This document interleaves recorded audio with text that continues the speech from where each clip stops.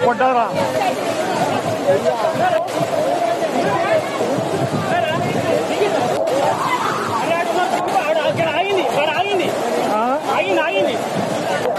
ఇక్కడ ఆవులా తెల్లగా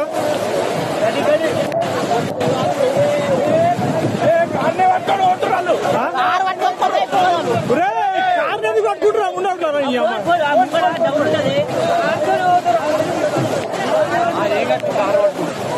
కార్ మునుగుతారా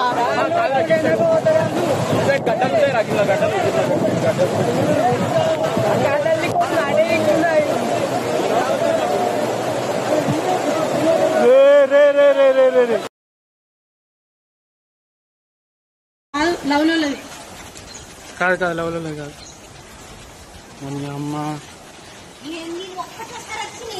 రాత్రి అంతా పడ్డది అన్నప్పుడే ఇంత ముందుగా పడ్డా ఇల్లు మొత్తం ఖరాబ్ పుస్తకాలు అన్ని అమ్మ అది చూడలేరు కావచ్చావు పెద్ద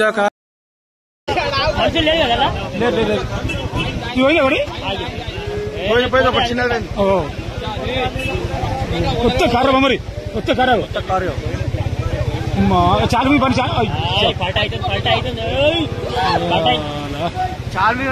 చాలు పండుగ పోతున్నా పోదాం వెళ్ళిపోయింది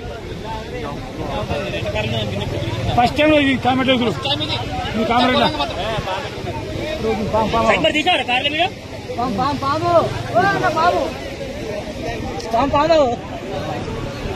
సర్పరాజ్ కాట్రే పోయినాయి ఒక్కటి రెండు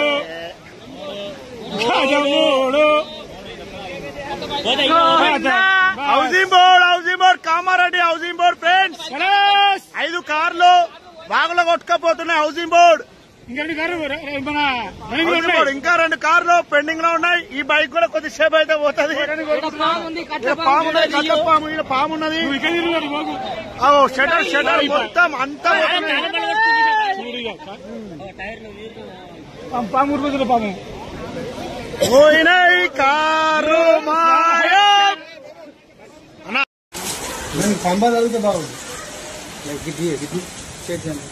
రాజేంద్ర